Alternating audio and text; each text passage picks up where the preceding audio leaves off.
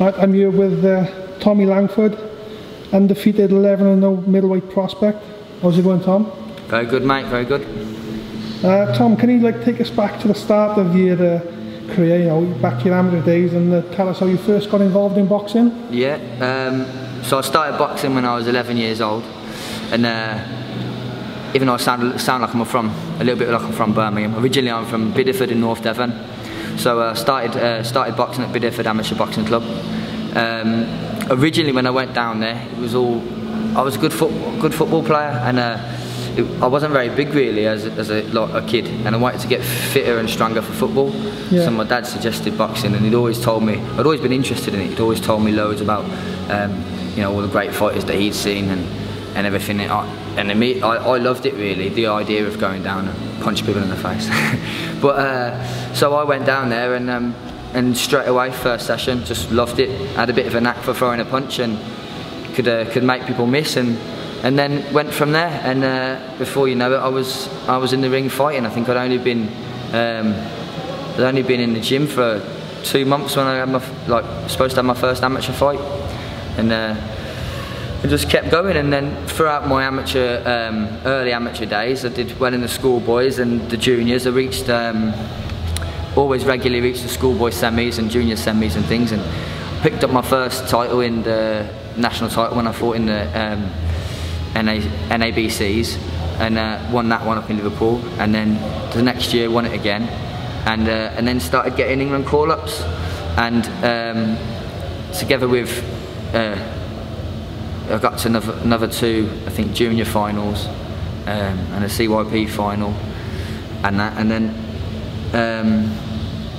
so I had started fighting for England then.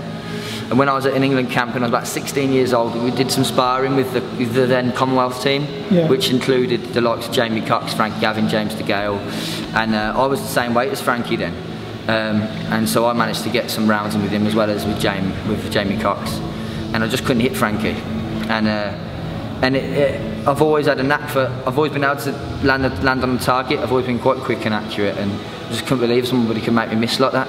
So I asked him where he trained at, and he said Hall Green, and he gave me the details of Tom Chaney, who's my trainer now.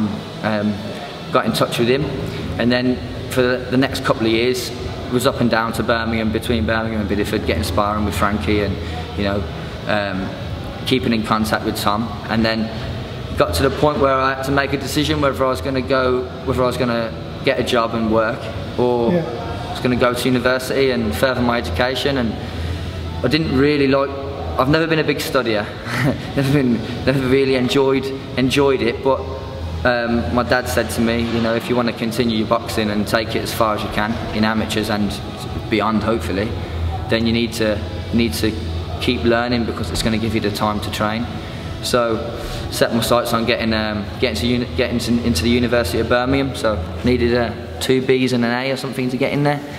So I managed to get them on my A levels, and I got into a sports scholarship as well with the uni. And then once I got to university, I just spent the whole time, the next 3-4 years, boxing, and with a little bit of studying. And over that time, I reached, what did I do? I reached senior ABA semis, and a couple of times, boxed for England quite a lot, and I actually captained the England team in my last year as an amateur, which I was really proud of. So got quite a lot of international experience, and I went to the GB box office in 2011, which is obviously geared towards getting people into the Olympic team, and I just fell short on qualifying for them. So then the decision was made. I wanted to turn professional, and went about going down the route to getting that done. How many fights did you have as an amateur? I had 106 fights as an amateur. Do you know how many you won and how many you lost? Won 86, lost 20. So it was all right. Good on and I always made a point, in my amateurs, I always took fights wherever. I never saved myself for championships. If someone rang me up on a Tuesday to fight on a Thursday, I'd do it. I always travelled and always took fights on the whim. Fought all the best out there, fought Anthony Fowlers, fought Callum Smiths, and obviously they've. Did they beat you as amateurs? I beat Callum when we were 18 in the 19. Yeah. I think the year before he went to the Commonwealth Games, I beat him, and obviously then he got into GB. and went to the Commonwealths and did brilliant. And you know, I'm really proud to say that I boxed him and, you know, got the win over him, and he went on and did that. And obviously, look, he's developing in the pros. Yeah. You know, he's got to be Britain's hottest prospect at the moment, really, the way he's going about it. And then with Fowler, we had a series of fights together. I think 3 or 4 times. I beat him. He's got the more wins over me, but I'd like to think that a couple of them, you know, should have gone my way. But it's always when you're up against GB and you're on the other side of the card, it's always a bit difficult to get a decision. But none of my fights, you know, whether the decision didn't go my way, I went my way. Like, it was all experience, and I got masses of experience from the amateurs, and I was, you know, I loved it for that. And when I realised I wasn't going to get onto the GB and get into the Olympic team, I just made the decision to get as much fights as I can, get as much experience as I can against the best fighters, and then and carry that off into the pros. What's your proudest achievement in the amateur game? Winning a national title is a really big thing for me, and I'm very, very proud of that, and obviously doing it a second time. But I'd have to say representing England, which is why I was disappointed that I didn't get into the GB setup, because it was such a big honour for me to be in the England team, and then to eventually, you know, captain England over in Canada. I'd say that's probably my proudest moment as an amateur boxer, yeah. And why have you decided to turn over to the pro game then? It was just the right time for me. I felt like I didn't want to wait around any longer in the amateurs to try and get to, you know, obviously it's Rio is the next Olympics, to try and get onto the GB, and I felt like I'd missed my opportunity there, really, or I'd been overlooked, or whatever it was. And so it was the only thing in my eyes left for me to do, and I've always loved professional, like loved however much I loved amateur. That everyone watches professional boxing. Everyone wants to be world champion. Everyone looks at work like the fights in Vegas and goes, oh, I want a bit of that, I want a bit of that, and you do, and you want those massive fights. You want those 12-round fights, and you want to be in the best fight in the year, and everyone remember it for being a real tear up and a great war and everything like that. So it was just a natural progression. And then I spoke to a few managers. Originally spoke to Dean Powell, you know, God rest him, who was working with Frank Warren, and we were going to go down the route of going with them straight away. But the way it worked out, it never fell into place. And so I signed with John Pegg, who's obviously a Birmingham-based manager. And he got me about going down, getting out there, got my debut, and then got a series of wins. Yeah. Did you feel you was more suited to the pro game than the amateur? I've always had a very good engine on me, stamina-wise. So in the back of my mind, I knew the longer rounds is going to suit me, and gradually I've managed to slow me down a little bit in terms of I wasn't trying to rush everything in the amateur side. So much energy, and I wanted to do loads of work and land loads of punches all the time that I over rushed sometimes and over committed, and that's when I got clipped and got caught. Whereas I've managed to settle me down a little bit now in the pros and look for the correct punches and not overcommit. I'm still every now and then doing it, but that's just in my nature to get into a bit of a tear up. But so yeah, I'd say I am more suited to professional boxing, to pro boxing, and as the rounds progress down 8, 10s, 12 rounds, I think we'll see the best of me, really, because that's when I get stronger. Is there anyone you box as an amateur that you'd like to box as a pro? Did you have like an arch enemy in the amateurs? Or? No, I suppose the biggest rival really was Anthony Fowler, because he was pretty neck and neck. We always ended up fighting each other, whether it was GB versus England or whether it was in the ABAs. I suppose I'd say he was probably he's probably the rival, and if the fight come about in the pros, I'd love to fight him more, because it'll be a great fight for everybody involved. He's obviously developing into probably the best British amateur that there is at the moment, and you know, I fancy him to go and get a medal at the Rio Olympics. Yeah. But yeah, if he turned over down the line, obviously if it was a big title on the line, definitely it'd be a great fight. Yeah. But really, anybody I fought in the amateurs, I wouldn't not fight them in the pros, or not want to fight them off, box anybody either. Yeah. Doesn't matter to me. Just getting in the ring and having a fight, that's what I want to do. Can you tell us a little bit about the gym that you're in now and who's involved there and stuff? Yeah, so like I said before, through the amateurs I met Frankie and sparred with Frankie, and I'm obviously moved to Hall Green Gym when I went to University of Birmingham, which is, I was trained by Tom Chaney. He took me on in the amateurs, and Tom Chaney and Steve McHale at that time.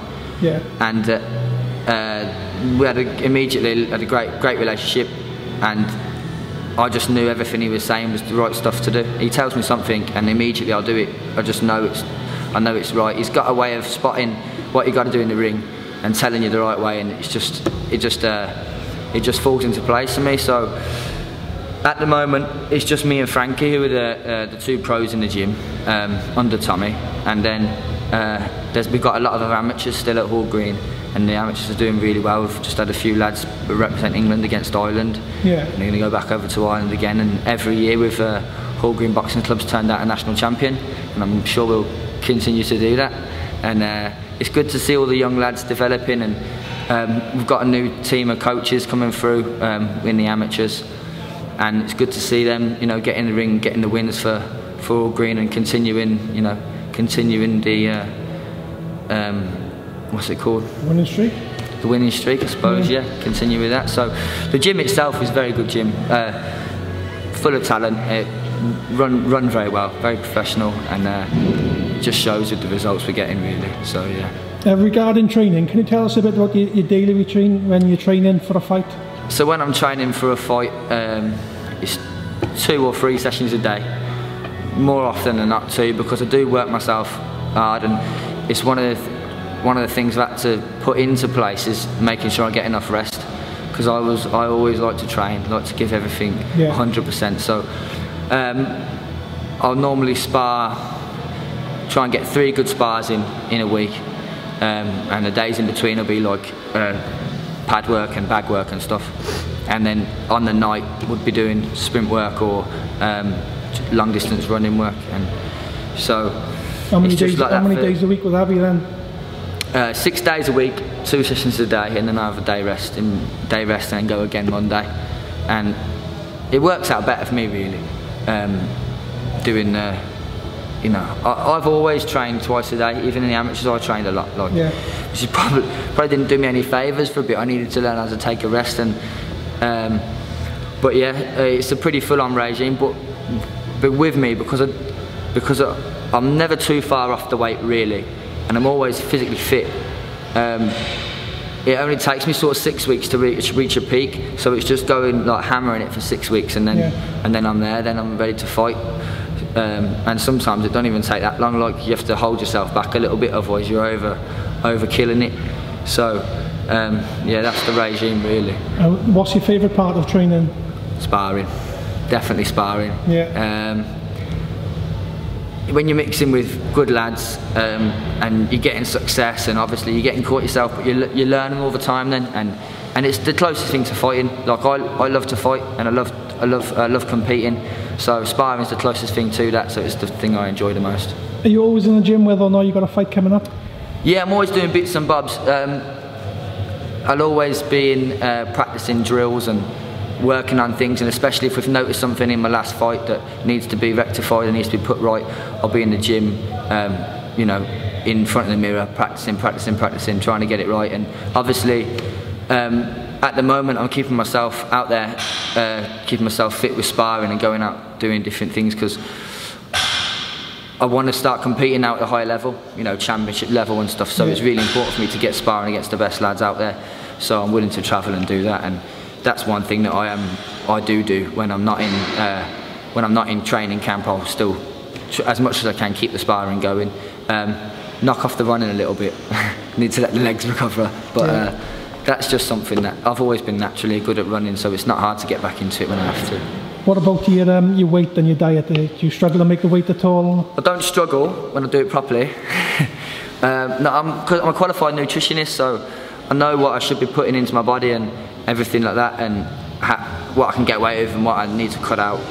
So I'm always, I never struggle with the weight. Obviously you have to bring it down. I'm quite big for middleweight. I'm 6'1", and I'm not small, I'm not skinny, so I do have to cut down in weight, but I don't blow up massive. Like, it's only it's only half a stone or so that I'll have to actually get that I'll have to get rid of, and then it's just the weight. Then I'm pretty much on the weight then. Really. What about going into fights? So when you've got a fight coming up, do you try and study your opponents, or do you leave that to your coach? So far, it's not been as important to study the opponents, because we're not doing obviously a lock off. I think up to now I've only fought 6 rounders. Is the longest distance I've gone. So depending on who you're getting in the ring, you don't particularly need to study them. I've had a few lads with who've got good winning records, and we had a look at them before the fight, because you're expecting them to come off and give you something. When you're fighting against journeymen and people that tend to come and survive a bit more, it's not as important to study. You've got the important things going out there and imposing your game plan, and that's always the aim, really. No matter what the style is, you always want to go out there and put your plan into practice, and then if they make you change it during the fight, you've obviously got to adjust and adapt, and that's something I think I do well. If someone's doing something, I can adapt to it and can change midway through. And so at the moment, not too much studying, but I'm sure down the line that's something that will come into place, especially when you're fighting for titles. And your progress so far, are you happy with your progress? Yeah, very happy. 11-0. No, not lost a round yet as a professional, which is a nice thing to say. The performances are improving this year. Every performance has been a step up from the last one, and I'm starting to punch a bit harder now. Starting to really find my feet in the pros. It took me a little while, but I'm starting to really feel really composed and controlled in there, and I feel like I'm starting to own it now instead of it being a new thing. So it's all going well. We're coming towards the end of the year now. What do you have planned for next year? Just as much as I can to get. I'd like to get some titles in next year. Possibly. I thought he was going to throw something at me there. I'd like to get some titles in next year. Obviously, depending on what's on offer, depends on what I go for. There's the English, Danny Butler's the English champion. That's something that in a couple of fights time I'd be well up for going for. I mean, I know Danny quite well. He's a good boxer. Done a fair bit of sparring with him in the past. He's very fit, very good boxer. So it'd be a very good, entertaining fight. But I reckon he's going to move on and start looking at the British and things, because with Billy Joe fighting Eubank, obviously I'm backing Billy Joe, and I think he'll do a job on Eubank, and he gets the win there. Then he's the outright British, Lonsdale belt owner. He's got the Commonwealth, got the European, and he's mandatory for world title. So the likeliness is you'd expect him to vacate. I mean, and then that opens up the pool then, for all those titles. So I think the middleweight division over the next 12 months is going to be a very exciting division. There's going to be a lot of title fights going on, maybe titles chopping and changing hands, and obviously I want them to end up in my hands. Yeah, so for a big year then next year? Yeah, big year, mate, big year. And then just before we go then, can you just tell us how can boxing fans follow your progress? Yeah, follow me on Twitter, which is at Tommy_Langford1. Facebook, it's Tommy Langford. Box Nation. And keep up with Boxing Media UK, and that's where you can keep updated with all the boxing that's going on at the moment. Well, I appreciate your time talking to me today, Tom, and hopefully I'll catch up with you soon. No problem, thanks very much. Thank you. Cheers.